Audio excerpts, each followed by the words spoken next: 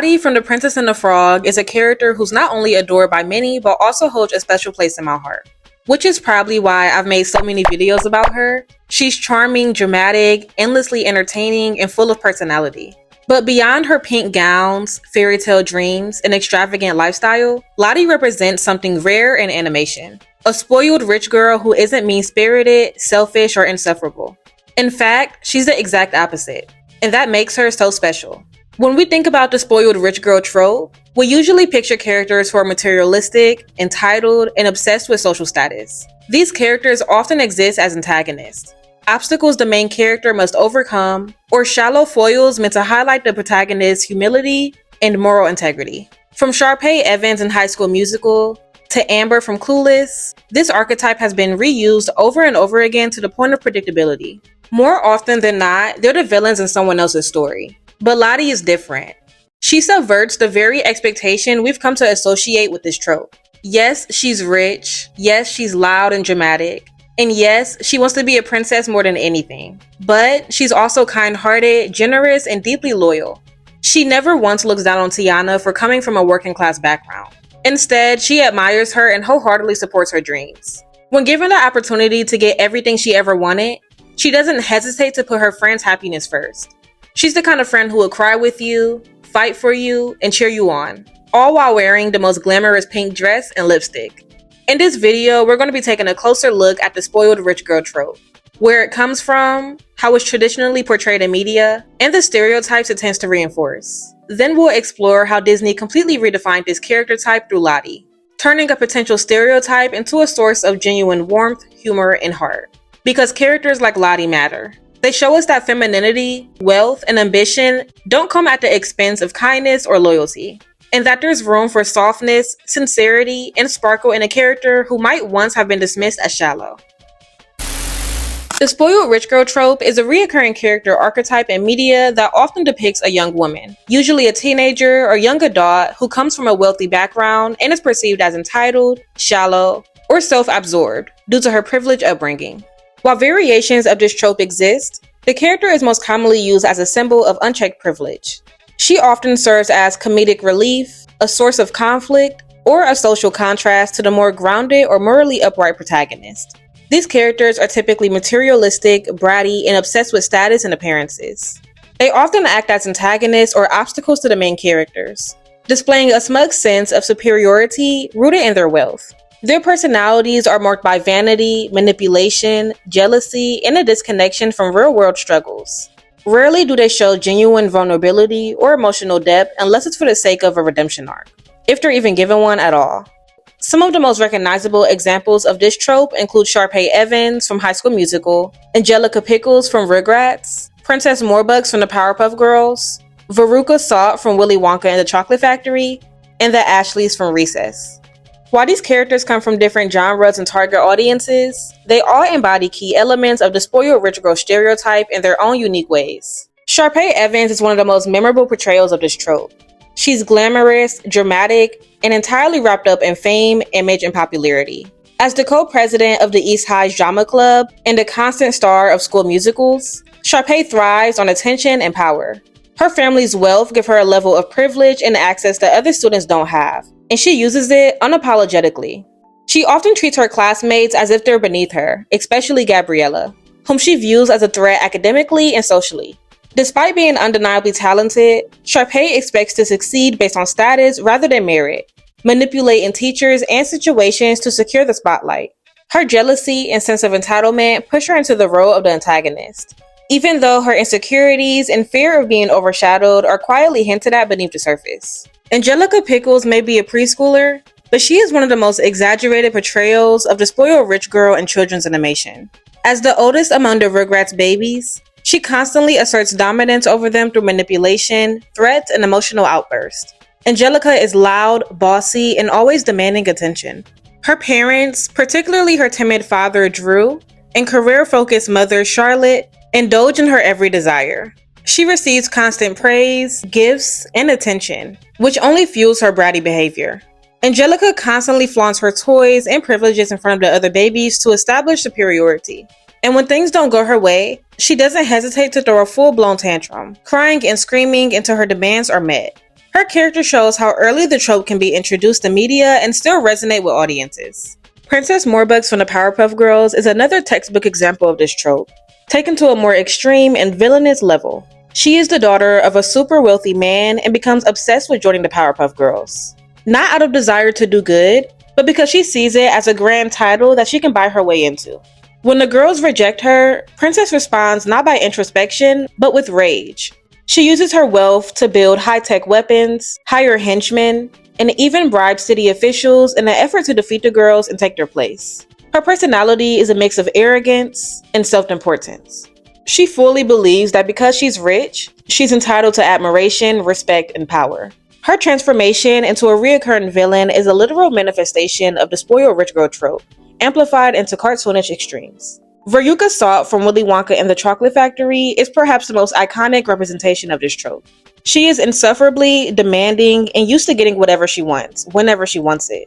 Her father spoils her effortlessly, buying her everything from ponies to golden tickets, with no concern for teaching her boundaries or values. Veruca treats the world like her personal playground and expects immediate gratification at every turn. The moment she sees the golden egg laying geese in Willy Wonka's factory, she doesn't ask if she can have it. She demands it. Her musical number, I Want It Now, is a literal anthem of that entitlement.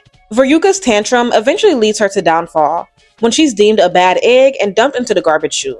This symbolizes how her greed and lack of discipline quite literally send her spiraling. Then there's the Ashleys from Recess, a group of wealthy, fashion-obsessed girls who operate like a miniature high society clique on the elementary school playground.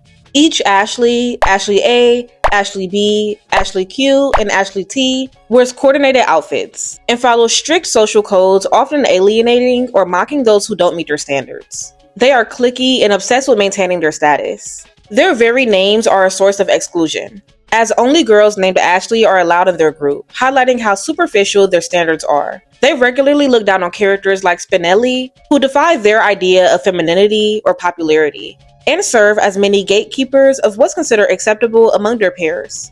Despite being children, they exhibit all the qualities of the spoiled rich girl trope in a satire, exaggerated form.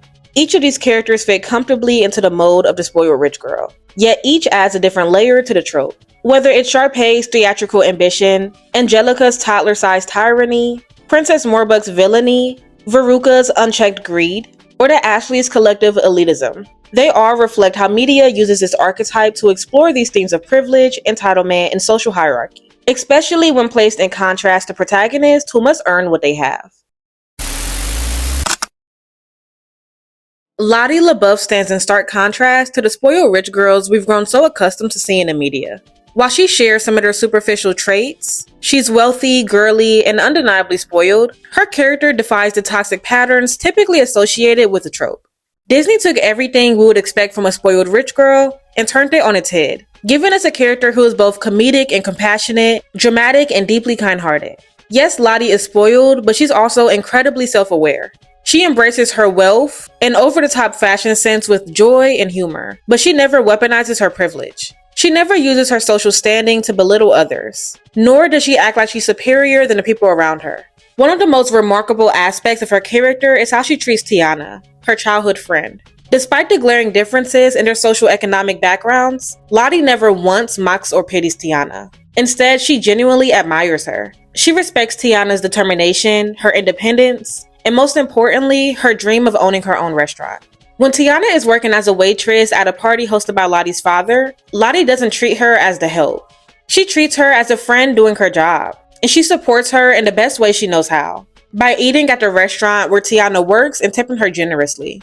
In the film, when she needs beignets for her masquerade ball, she doesn't ask for a favor. She hires Tiana and pays her generously. That payment ends up being the final amount Tiana needs to buy her dream restaurant, and she doesn't try to take credit or expect anything in return. She simply sees an opportunity to support her friend and takes it. Unlike many spoiled rich girl characters who pretend to be friends while secretly competing or undermining the protagonist, Lottie's friendship with Tiana is genuine through and through. A clear example of this is when Tiana's dress is ruined at the party. Lottie doesn't laugh at her or leave her behind. Instead, she immediately jumps to help. She gives Tiana a full makeover and dresses her in a stunning blue gown. The moment is sweet, but it also speaks volumes about their friendship. And while it isn't explicitly stated, there's a strong case to be made that Lottie had this dress made for Tiana long before the party and was just waiting on the right moment to give it to her. She knew Tiana wouldn't splurge on something like that on herself, so she made sure the gift would feel special and organic rather than like charity. I actually have a full video diving into that theory if you're interested in hearing more. But perhaps the most beautiful example of Lottie breaking the mold comes from when Prince Naveen enters the picture. From the moment she was a little girl, Lottie dreamed of marrying a prince and becoming a princess. She fantasized about living a royal life and even said that she would kiss 100 frogs if it meant making her dreams come true. So when Prince Naveen is announced as a guest at the Masquerade Ball, she's ecstatic. This is the moment she's been waiting for her entire life. Yet, when she realizes Naveen is in love with Tiana, Lottie doesn't get jealous. She doesn't pout, manipulate, or try to outshine her friend. Instead, she steps aside with grace and joy. She supports Tiana wholeheartedly and never once makes her feel unworthy of that love.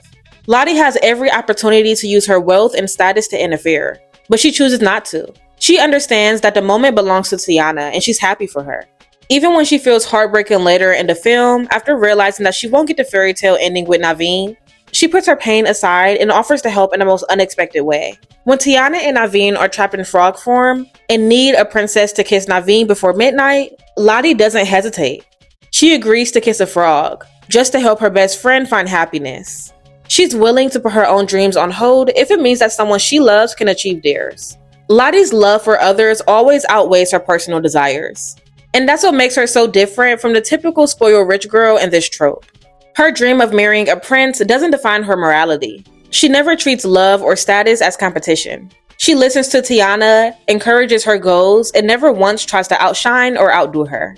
She knows exactly who she is and she embraces it without making anyone else feel small. And while Lottie is one of the most funniest characters in The Princess and the Frog, her humor doesn't come from cruelty. She's not funny because she belittles others. She's funny because of her expressive reaction and theatrical one-liners. Her comedy is rooted in character, not cruelty. Her personality is big, bold, and completely unforgettable, but always rooted in kindness. What Disney did with Lottie's character is powerful. They didn't just soften the rich girl trope, they completely redefined it. Instead of making her the villain, the bully, or the shallow sidekick, they gave her depth, humor, and heart. Yes, they created a character who was rich and spoiled, but also loving, generous, and genuinely good. Lottie broke the mold in the absolute best way.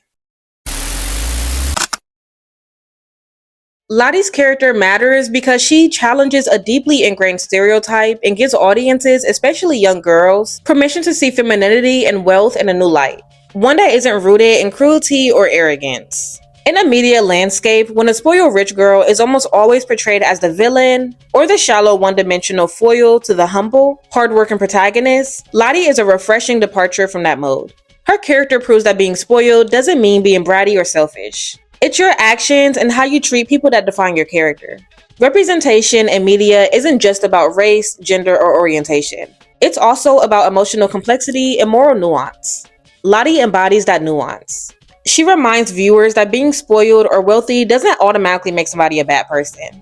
And that alone sends a powerful message. Her character also matters because she redefines what friendship between women can look like.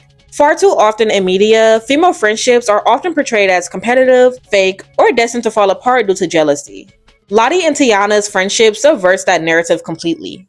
There's no secret envy, no backstabbing, and no frenemy energy. Just two girls from completely different worlds who love to uplift each other. And it's so beautiful. That kind of emotional support and genuine care between women is something audiences, especially young girls, need to see more of.